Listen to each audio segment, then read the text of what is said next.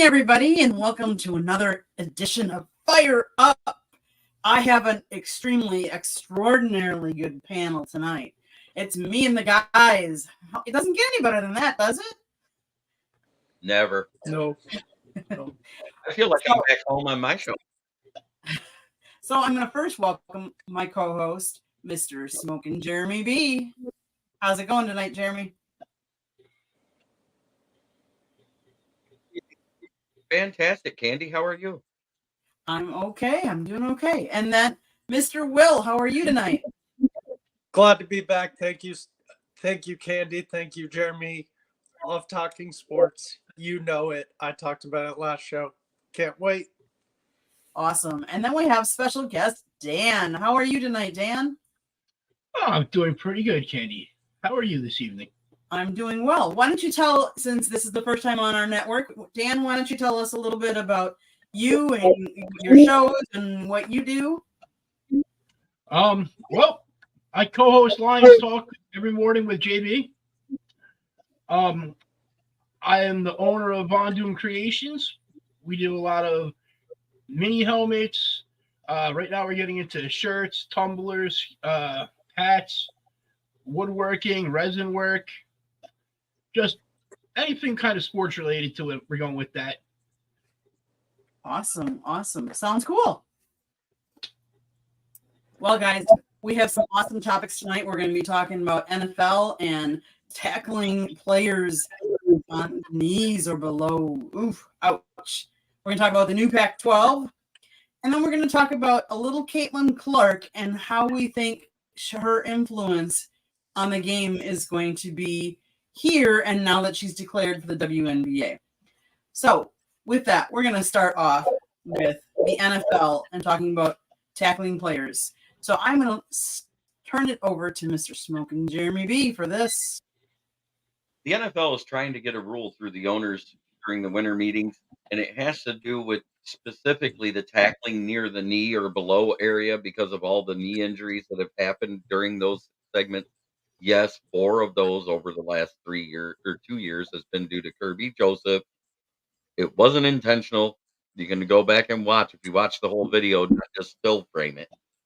But at the same time, I kind of agree with it.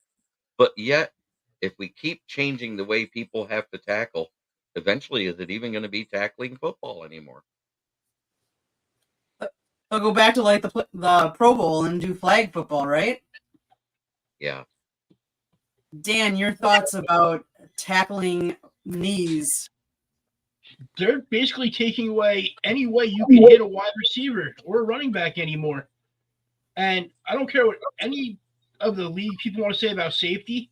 Violence is still what sells football. You take all the violence out and watch the numbers and the ratings drop. I agree. Hello, Ken. Will, your thoughts about tackling knees? It's a two-sided coin, but I agree with Jeremy and I agree with Dan. It's going to be so hard to enforce because this is the way you tackle receivers and running backs. Unfortunately, Kareem Hunt got tackled last year and his knee twisted the wrong way, and that didn't look good. And that was probably the big red flag that said, we got to get something done sooner or later. These guys are going to have devastating knee injuries and be out for a while. So, but it's also the way you tackle the receivers and running backs, like I said. So I don't think it gets past this offseason, the rule change, but if there's a way you can demonstrate it with former players and say, we prefer this method over this method, do a tutorial, then we'll see. So, guys, are we starting to get soft here in the NFL or what? Like, where do you stop it? So you can't tackle the knees, you can't tackle with the ankles, you can't tackle obviously the head, and I get the head, don't get me wrong, but where do you stop it? Like you said, Jeremy, like it's gonna become flag football or something almost, because this is football is football. You know going in that you're susceptible to these kind of, and I will say, how often is it none of the players are intentionally trying to hurt the other players to take them out for any length of time. All they're trying to do is make a play. Defense is supposed to make a play. Offensive line, they're supposed to protect. Runners are supposed to run, like Dan said. Violence, I hate to say this, sells. Let's face it, in a hockey game, do you want to see them just pass the puck, or do you want to see fights? For the longest time, you want to see fights. I mean, that's what the NHL was, and that's what you enjoy. So I think you're drawing a fine line here in the NFL if they pass something like this, because I think it just changes things, and I think it takes too much away from the defensive players or the people that are trying to, tackle. Because like I said, otherwise then it might as well be flag football, and that's not what the NFL is or has been. Any other comments from the panel about this topic? Yes, I have Mr. one. David. Of course. Now, if they're going to take away the knee tackle, what are you supposed to do when the running back or the receiver makes himself real small? So the only two places you could possibly hit them is the knees or the head. Is that an automatic foul coming in right there? Exactly. I was going to add the same thing. Number one, when you're a smaller defensive back, because most of the defensive backs only weigh what, 180 to 220 at most. So when they're trying to tackle a 260-pound tight end, what are they taught to do? Go for the legs. Because you take out their legs, they can't keep going. And it's a fundamental way of tackling a guy bigger than you. If you take that away and you take that and give the advantage to a 260-pound tight end that all he's got to do is shrug you off of his hips, there's going to be a lot more broken tackles in the league. I agree. I agree. And like we said, where do you stop? Like, where does it stop then? Because now all of a sudden, you can't tackle there. Can you tackle with the ankles? Can you tackle with the feet? Can you tackle let's face it, you can get injured a lot of different ways. You can even get injured non-contact in football. Like it can happen. And do we like to see the injuries that take players out? No, of course not. But it still is that kind of a game. And you kind of learn to expect some injuries, hamstrings, whatever it could be. But I get the whole head and keep away from tackling in the head and using the helmet. I get those. But as far as tackling players around the knees, again, it's part of football. And as long as they're not really trying to take somebody out and take their knees out and really injure them, you got to be careful here, because how are you going to enforce it and everything too? So, okay, well, we have the Pac 2. Let's talk about them and what's going on with them. Smoking Jeremy B, this was your topic. The Pac-2 commissioner, I can't call him the Pac-12 because there's only 2 teams, is fighting to keep his 2 teams in the Pac-2, or the 2-pack, as I like to call it, because there's only 2 teams in it, and that's Washington State and Oregon State, correct? Correct. So the reason why he's trying to keep it going is they're going to try to incorporate a lot of those Mountain West teams and probably Hawaii, just to keep it going, because Hawaii's always been a travel destination for the Pac-12 anyway, for their out of conference. If they add them to the conference, it makes it a little more viable. I think he wants to get it to at least a 6 or 8 team conference to keep it alive. Dan, your thoughts? There's a reason there's only 2 teams left in that conference.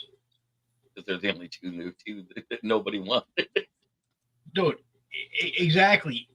Realistically, if the conference isn't going to give you a shot into the playoffs for winning it, there's no point for teams to be there. Mhm. I pulled the conference. Will, your thoughts? Yeah, supposedly they're trying to keep the teams encouraged by media rights, but really, like, and I get it, they're going to try and bring in Mountain West teams like Hawaii and maybe Boise State and these other teams, but like these games are on late at night anyway on the East Coast, and they don't get a lot of viewers. And for the conference to stay alive, they're going to need 6 more teams to stay relevant in a 2-year period.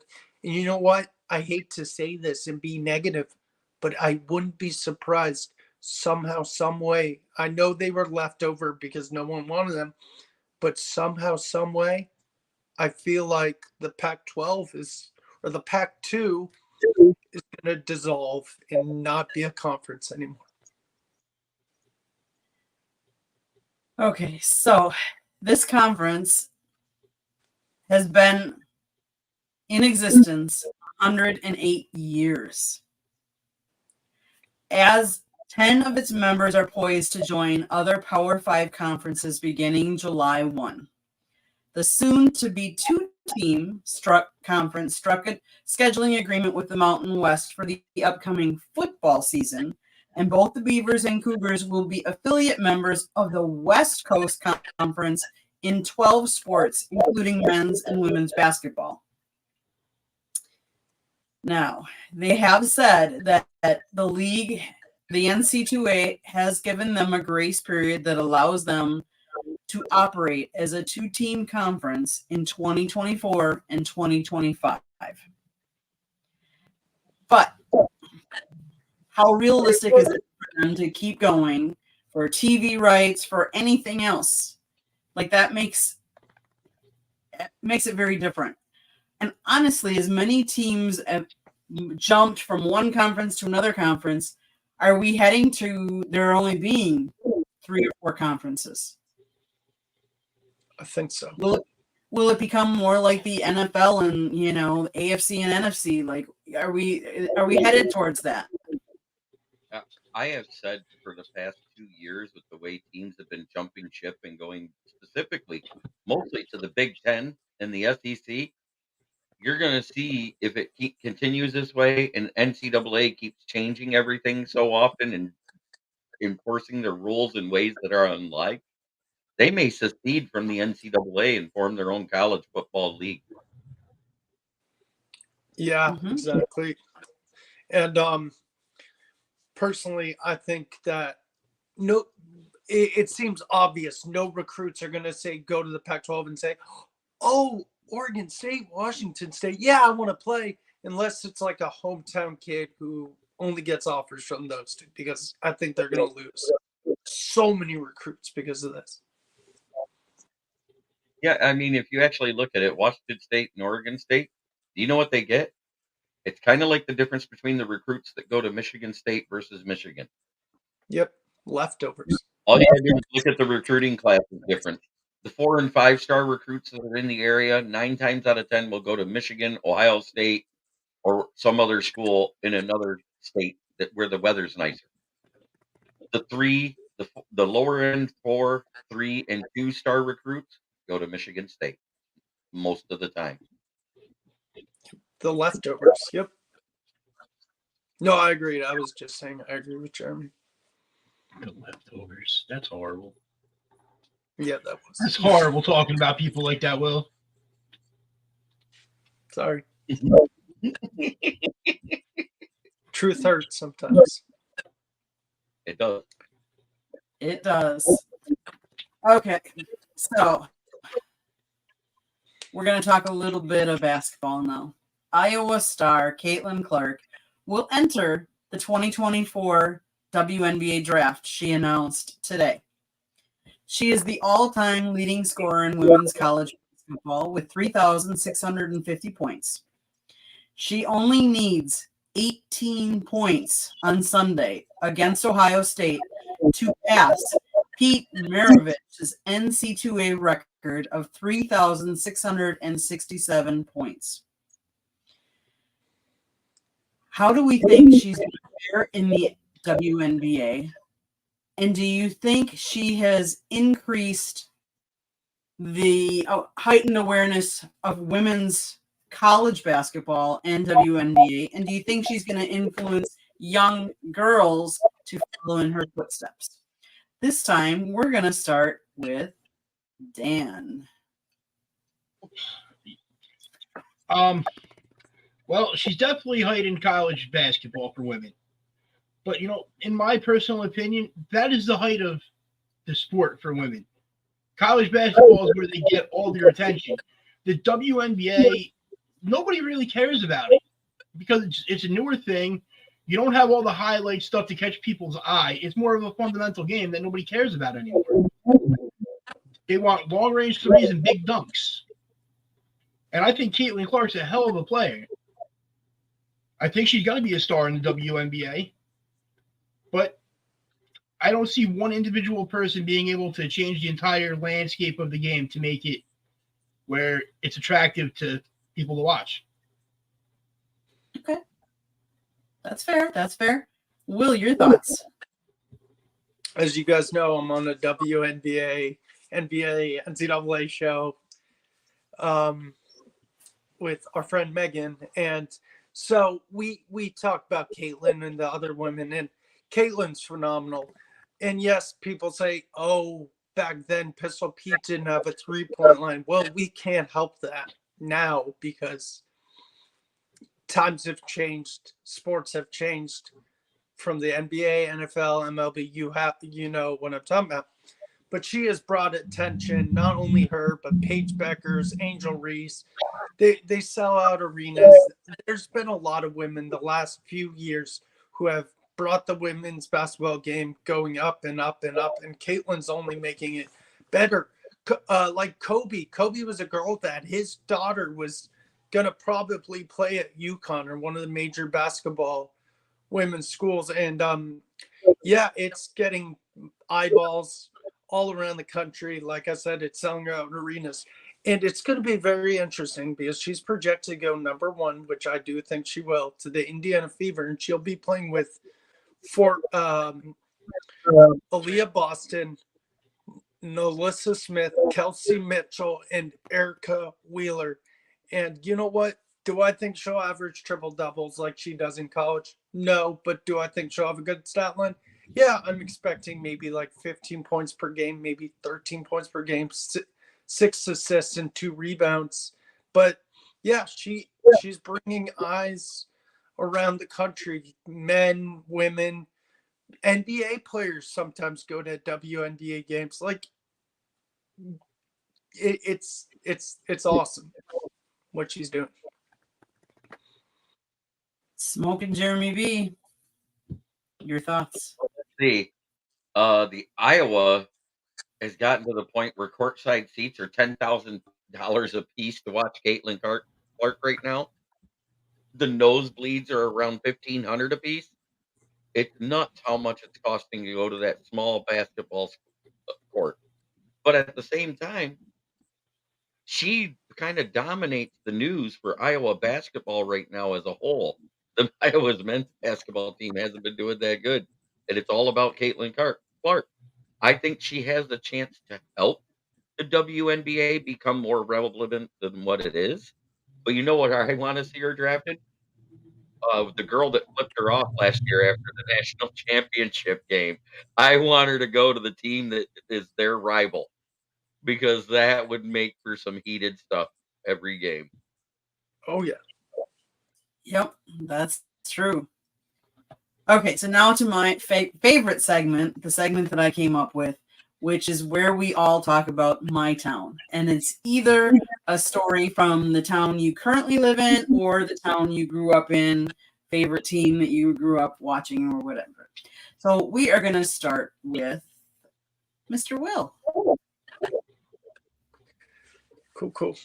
So I live in Charlotte, North Carolina, and the Charlotte Hornets are planning to hire Brooklyn Nets executive Jeff Peterson as the head of basketball operations to replace longtime basketball operations, Mitch Kupchak, who is, as we know, with the Lakers. And Mr. Peterson is 35 years old, and he has connections with the Hornets owner, and team governor Rick Chanel back to their Atlanta days when they were both working for the Hawks. And he was also instrumental of bringing Kyrie Irving to the Brooklyn Nets. He also has a connection to current Hornets Seth Curry.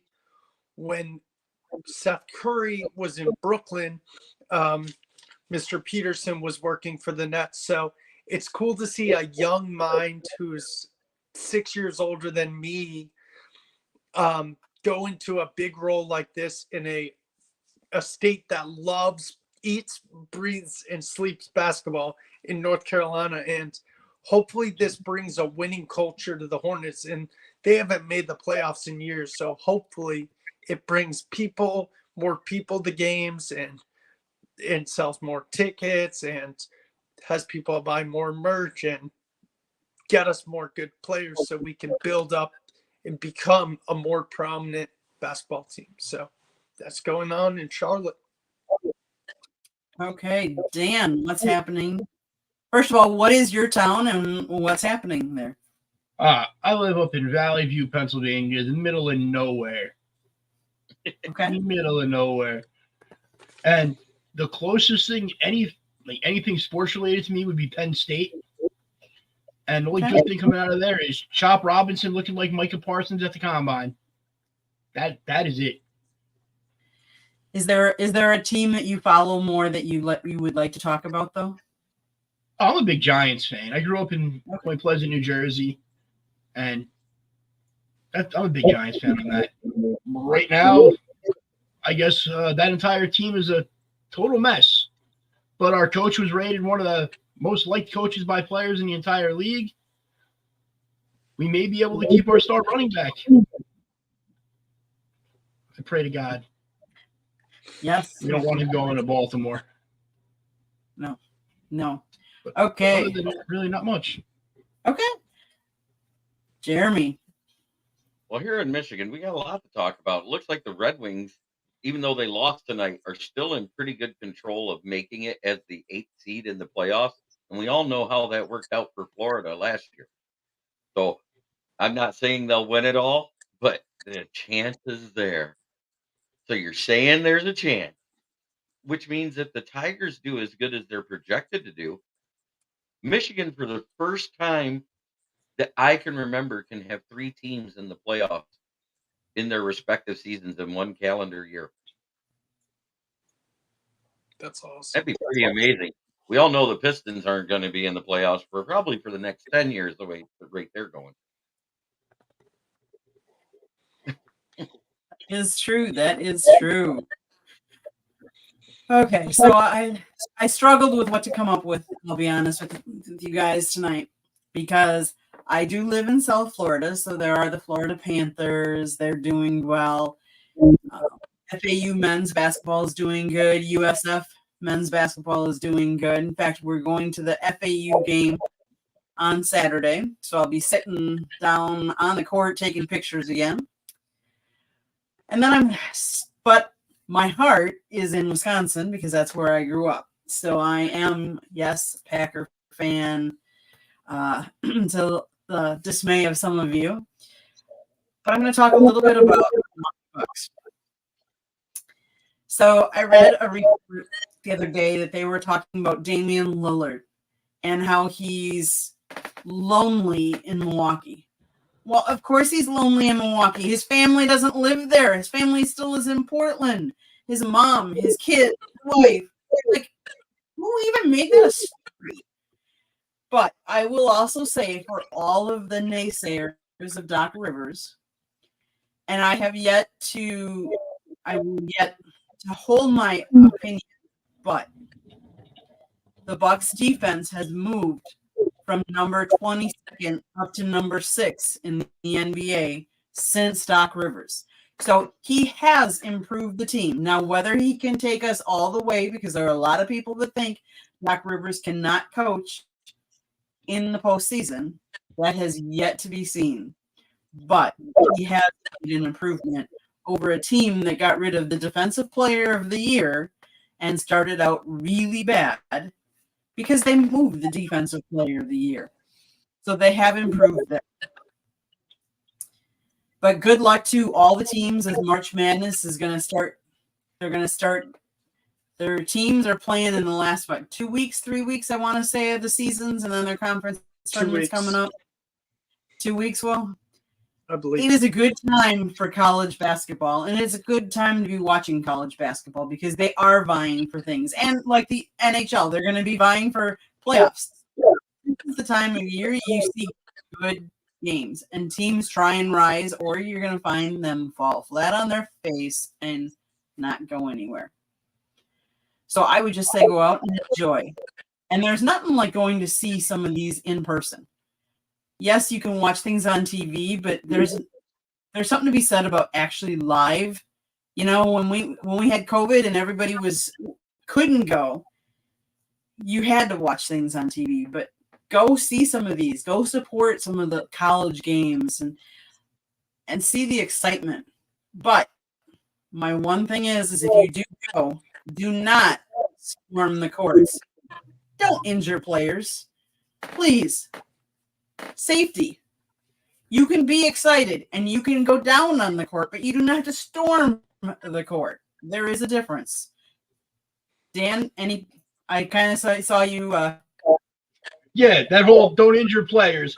I watched that clip of that guy like probably 15 times, and he body checked the fan. He put himself in harm's way. Yeah, the fan reacted. That's how the punch or push to the back happened, and then his knee got hurt. It wasn't because it was just initiated by the fan, but at the same time, they got to do something to kind of regulate it to get the opposing team off the court a little better. Maybe get some of the backups already in the locker room, and then just leave it where the 5 guys that are on the floor there with the coach. Do something to limit how many players are on the floor before the fans storm especially at a big rivalry game like that, because that's when it's going to happen. It doesn't happen at your normal games. It happens at those big rivalry games, especially when one's way underrated compared to the other team and they knock them down when they're a ranked team. I don't care who you are. Those kids are hitting the floor. Yep. They're going to be like a down with the sickness, you know. I've stormed many of fields. No, I was saying I stormed many of fields. Mm-hmm. I was at the USF FAU game, and for any of you that know college basketball or know the state of Florida, USF is in Tampa on the West Coast, and FAU is in Boca, and they are on the East Coast. FAU was ranked, USF was not. USF has a 10,000 plus seat stadium. FAU has like a 3,000 seat stadium. They played at USF. USF stuffed that stadium. It was full. It was the largest crowd they've had. It was over 10,000. And yes, USF came away with the win. And so, yes, they stormed the court. And it was interesting because I was literally taking pictures on the court. So they came and they stormed around us. And it was interesting how they tried to still usher the FAU team off the court because obviously they wanted to celebrate with their home court. And they had some security, but not enough that they were still getting pushed around and stuff like that. So yes, I think something has to be done. I'm not exactly sure. If there's somehow they've got to be able to hold people off until people go. Jeremy wants to say something. I can see it. Oh, 2 hours ago, broken by JPA Football Report, which is Jassery Football that writes for the NFL Network's website. The Lions are expected to meet with Amon-Ra, St. Brown's agent, at the NFL Scouting Combine to discuss a long-term contract. Something I was saying that's what Amon-Ra wanted. He said repeatedly on his own podcast he wants to be a Lion for life. This is breaking news. That's the only reason why I'm saying it. Long term is not 3 years, people. That's that 5 to 7 year range. I'm thinking it's going to be like 5 or 6. I don't think it'll be 7, but 5. I'm happy with that. Even at the 25 million, with the way they can stretch that contract out, That's it's a awesome. good move. I love it. Okay, breaking Son, news. You heard it here. So, guys, it's been a great show. Any other comments? Anybody wants to come up with? Point out? Nope.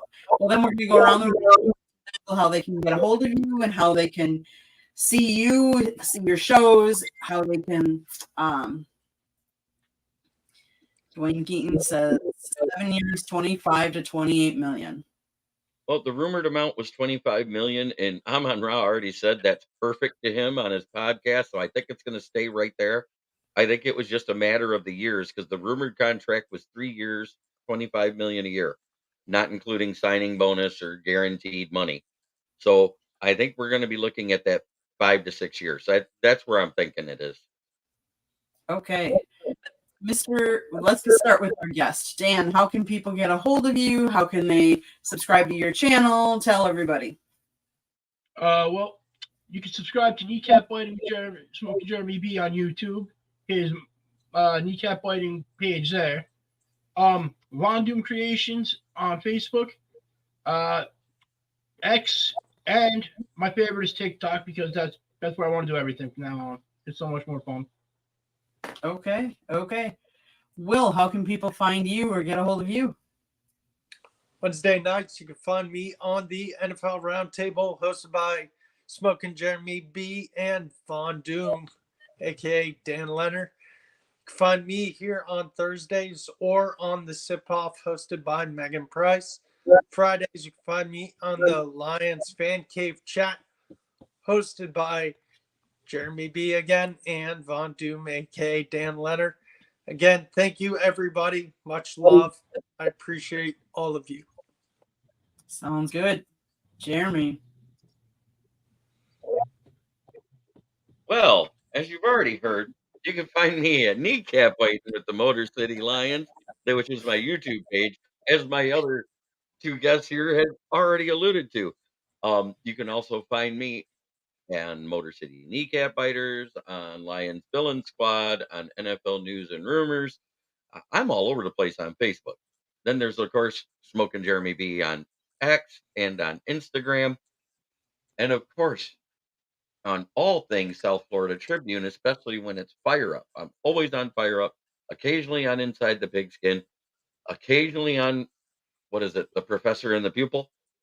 Mhm. So I think that's all the shows that I pretty much am a part of in the South Florida Tribune network, which is on the South Florida Tribune channel. And if you haven't done it, guys, go ahead and go down there and hit that red subscribe button. And if you haven't done that, hit the like button while you're at it. And if you know some sports fans, because as you see, we don't just talk football, we don't just talk Lions, we talk all around the NFL, we talk all around the NBA, WNBA, NCAA. We go all over the board because that's what good news programs do. And let's give it to my host, Andy. But before I take off, I want to say the same thing I do to all the fans. Try every day to be a better person than you were the day before. It's the only way to make the world a better place. It starts in here. Much love. Awesome job, guys. Okay, so for me, you can find me Fire Up on Thursday nights. You can also find me usually Tuesday nights on 3 Chicks in a Pod or Chicks in Salsa. We're just chicks talking sports. You name it, we talk it. You can please subscribe to that red subscribe button. I think it's down there by Will. If you see it, that means you haven't subscribed to us. Click it. Like us. Share us. If you like to talk baseball, we have 108 Stitches Baseball Talk. If you like football, we have Inside the Pigskin. If you like just general sports, we talk Sports Exchange on Wednesday nights. You can always see, last night they did an episode of Real and the Rare where they do one-on-one with book authors. And they talk about books. So last night it was about a guy that he wrote a book about boxing and how you can use that as your workout. Instead of, doing your traditional weights or this, talks about working out as a boxer. and how that's a great exercise because it exercises every part, mind and body as well. So go check that out. But previously tonight was Pundit's Pundit. You can sometimes see Fire Up Michigan, Fire Up Wisconsin, Fire Up Florida. We typically do Fire Up basically by itself Thursday nights, but you never know. We might sprinkle in something else. We also have Motor City the Mad Mouth show. Oh, we have all kinds of different shows. But our shows are always on YouTube. We do put them on our website, which is www.southfloridatribune.com, where we have good writers such as Jeremy. We have my husband, Scott, and George Eichhorn, who is normally on this show. We have to wish him a happy birthday because Happy birthday, George. On the 29th. So he's probably like 15 right now. Yeah. That many birthdays. But so happy birthday, George. We miss you. And Ralph, we miss you too. You are on vacation, on a much needed vacation. So let's see. You can always catch our broadcast on podcast, wherever you get your podcast, Radio, Apple, Spotify, Google, or wherever. Guys, go to our website, www.southfloridatribune.com, where you can find their writings. You can also find, we have a couple different NFL teams that send us their transcripts. So we had the Jags sent us transcripts this week as they talked from the combine.